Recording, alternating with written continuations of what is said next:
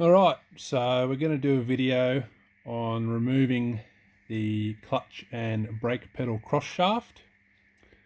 This shaft here that controls your left and right brake as well as your clutch. As you can see, unfortunately my clutch has got a bit of play. That's going to indicate either the bush has worn out or maybe even the shaft has a little bit of wear on it, but hopefully if I replace the bush it won't be as loose. So we'll talk through the steps. Now again, I've done a few things to preempt this to make it a little quicker for the video. Obviously, number one is I have removed the foot plate. So you remove the foot plate, and then there is also a clutch pedal stirrup, which is this here. As you can see, the clutch does feed through here, and it's where the spring connects from the clutch up in under here, and that's on these two bolts down here. So again, I've taken that off just to ease things up a little bit for the video's sake, and this is what also the footrest or the foot pad goes on as well. Alright, so I've got all that sorted. First thing they want you to do is disconnect the brake cables. So I'm going to remove this clevis pin. Again, I've already pulled out the washers. Pull that off. Now you can see there's a bit of play in that. That's because on the other side I've already disconnected the brake pedals. So that'll swing down to there.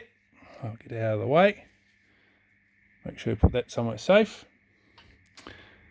Then you're going to want to loosen that right off, undo that.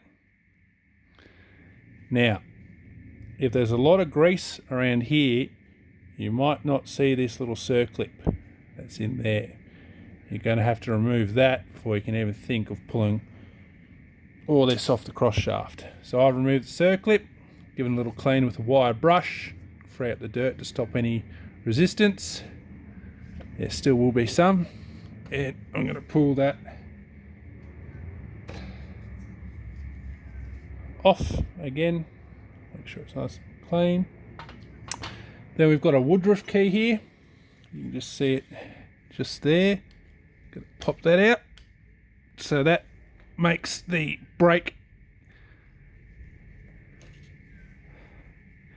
connect to the cross shaft. So really, the cross shaft on this side for the clutch is really just somewhere to mount the clutch to enable it to spin, because it works all on through here. So I've removed the Woodruff key. We've got another clevis pin down here. Gonna pull that out. Oh, hopefully I'm going to pull that out. There we go. That arm just free spins away. So now I've got two clevis pins. And then, again, it took a bit of force the first time, mainly because there was so much oil and grit. But then I can slide my clutch pedal off. And as you can see there, I've got a warm bush, which isn't ideal. Pop that down safely. Now, I'm going to use a quick towel to wipe away all this lovely grease. I think the previous owner used grease as a way of trying to stop the hydraulic leaks. Now again, if you've got a lot of built up crud, there's a washer here.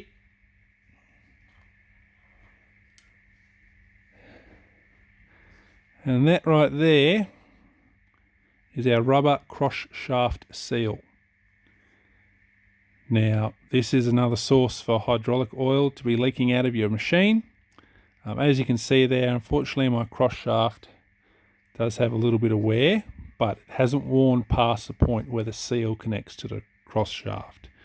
So a seal is still going to create a nice firm seal around the cross shaft and reduce the hydraulic oil leaking out. The cross shaft seals are recommended to replace every time you do this. They're about $20 Australian for a pair for both sides. Now, I'm just going to duck around the other side of the tractor, and again, I've done all this on the other side, but for the two brake foot pedals, but you'll be able to see the shaft get pulled out.